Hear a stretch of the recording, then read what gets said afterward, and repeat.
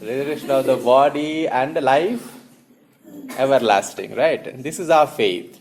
And we specially pray. For example, today's feast, Saint Francis of Paula.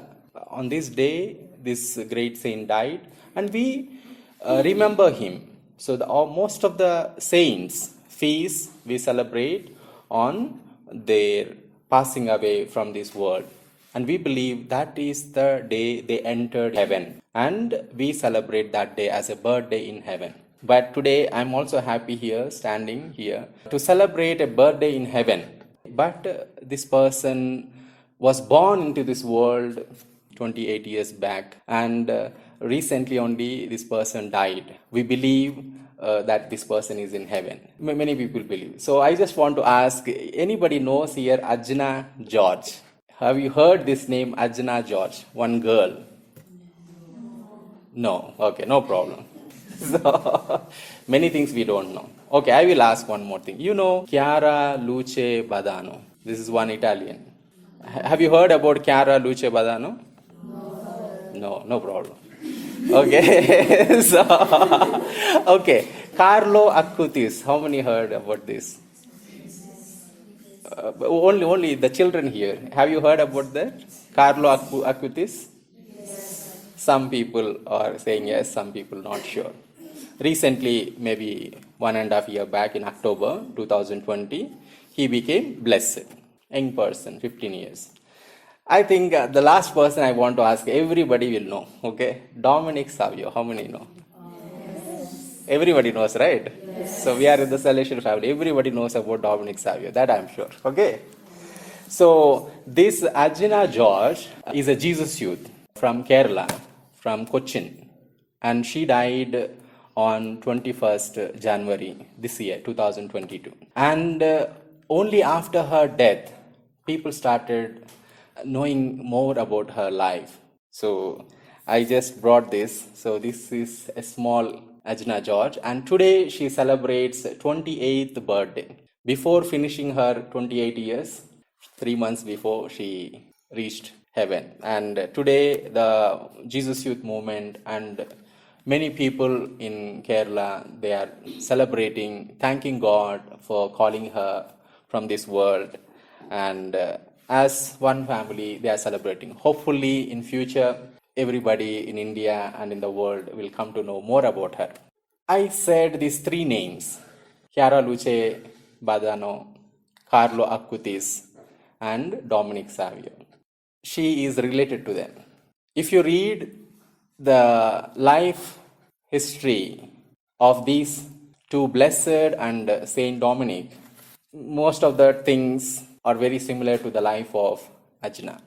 It is said, like Dominic Savio, during the school, like you are in the school, every time, whenever there is a break, especially lunch break, he used to go and spend time in prayer in church. Sometimes it is said that he even skipped the meals so that he can spend more time with God.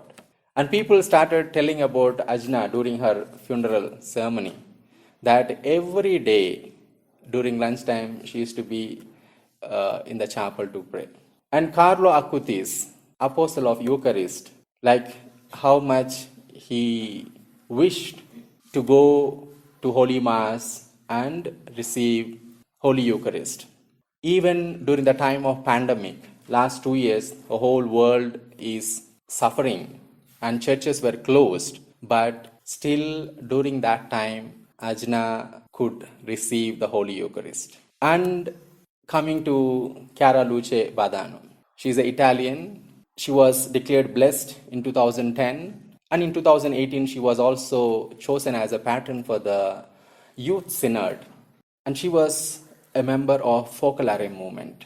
And her story is, she is like a normal girl, like anybody, a normal person. But she lived her faith so radically. And after she got cancer, and she was in the hospital, but this girl suffered cancer, very serious cancer.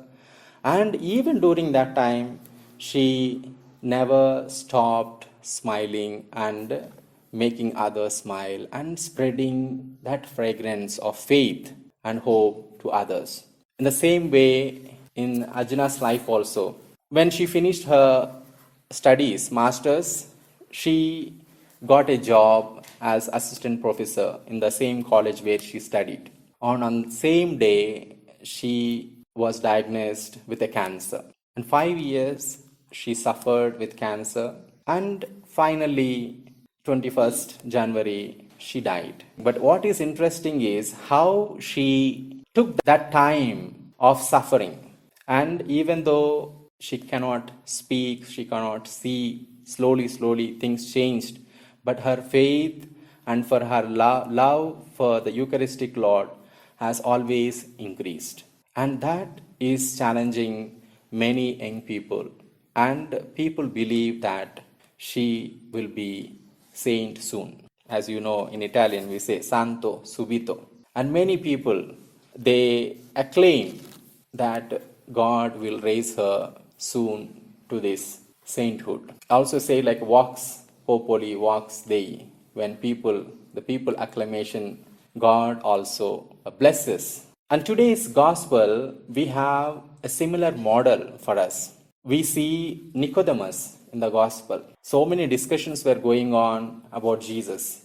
And this Nicodemus, he is not a disciple of Jesus like it. He's not one among 12. But he has a thirst to know God, and he goes secretly and meets Jesus. He has his own doubts. He clarifies. We don't know whether he understood everything what Jesus said. But in his heart, secretly, hidingly, he is following Jesus. Today we heard chapter 7 from John's Gospel. When all these chief priests are accusing Jesus, being a Pharisee, Nicodemus defends Jesus. He is progressing in the discipleship.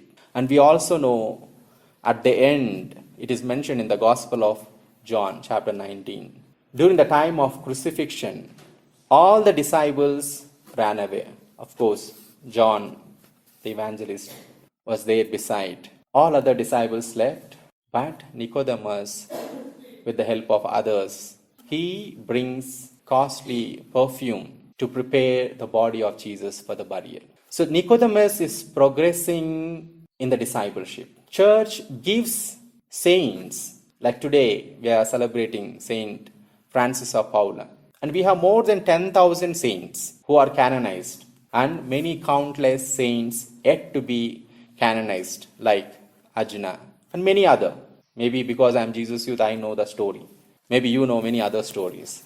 But this call to be saint, call to holiness, call to discipleship is for everyone.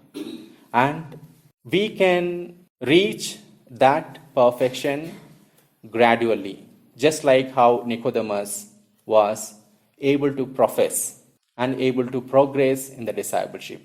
Let us ask God in this Eucharist that we receive that grace to progress in our discipleship, to witness to God in this world.